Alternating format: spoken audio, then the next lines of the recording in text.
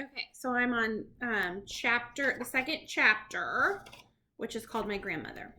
And this is the next part. And they're talking about the painting. Many times, my grandmother said, and the peculiar thing was that little Solveig kept changing her position in the picture. One day she would actually be inside the farmhouse and you could see her face looking out the window. Another day she would be far over to the left with a duck in her arms. Did you see her moving in the picture, Grandmama? Nobody did. Wherever she was, whether outside feeding the ducks or looking out of the window, she was always motionless, just a figure painted in oils. It was all very odd, my grandmother said. Very odd indeed. And what was most odd of all was that as the years went by, she kept growing older in the picture. In 10 years, the small girl had become a young woman.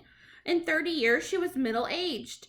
And then all at once, 54 years after it happened, she disappeared from the picture altogether. You mean she died? I said. Who knows? My grandmother said. Some very mysterious things go on in the world of witches. That's two you've told me about, I said. What happened to the third one? The third one was little Birgit Svensson, my grandmother said. She lived just across the road from us. One day she started growing feathers all over her body. Within a month, she had turned into a large white chicken. Her parents kept her for years in a pen in the garden, and she even laid eggs.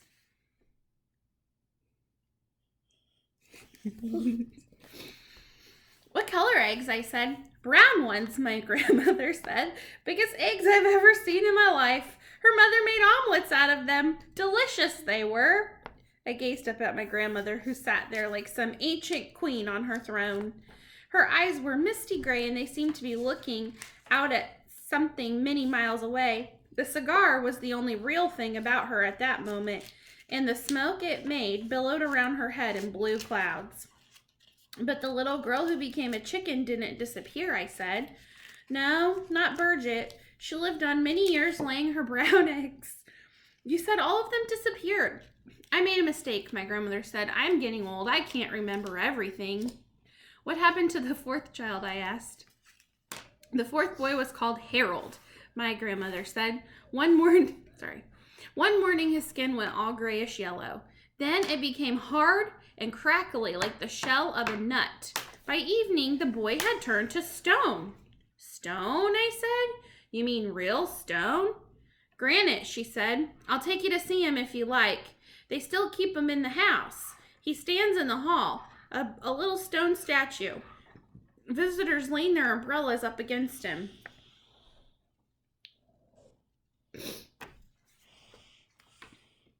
Although I was very young, I was not prepared to believe everything my grandmother told me. And yet she spoke with such conviction, with such utter seriousness, and with never a smile on her face or a twinkle in her eye, that I found myself beginning to wonder. Go on, Grandmama, I said. You told me there were 5 altogether.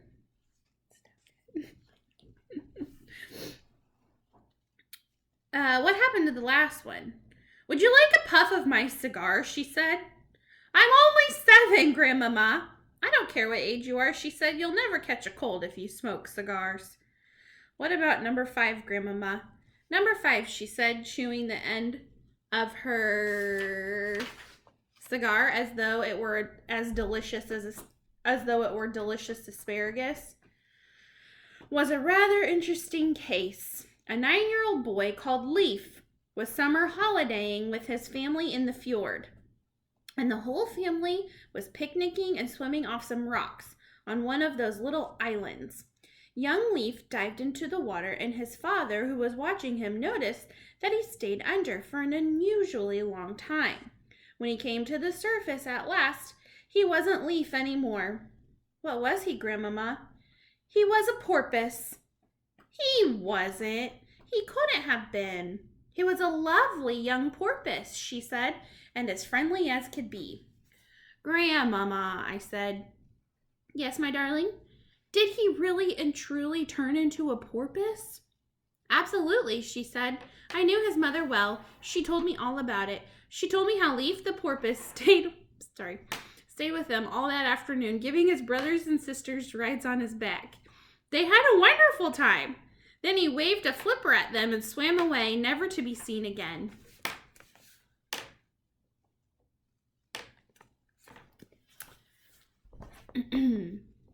But Grandmama, I said, how did they know that the porpoise was actually Leaf? They talked to them. He talked to them, said my grandmother said. He laughed and joked with them all the time while he was giving them rides.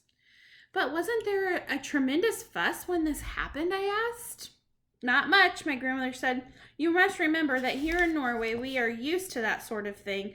There are witches everywhere. There's probably one living in our street this very moment. It's time you went to bed. A witch wouldn't come through my window at night, would she? I asked, quaking a little. No, my grandmother said. A witch will never do silly things like climbing up drain pipes or breaking into people's houses.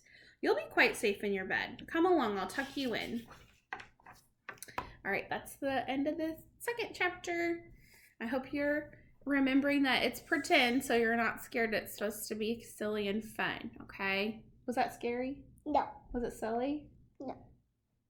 Could that ever happen in real life? No. No.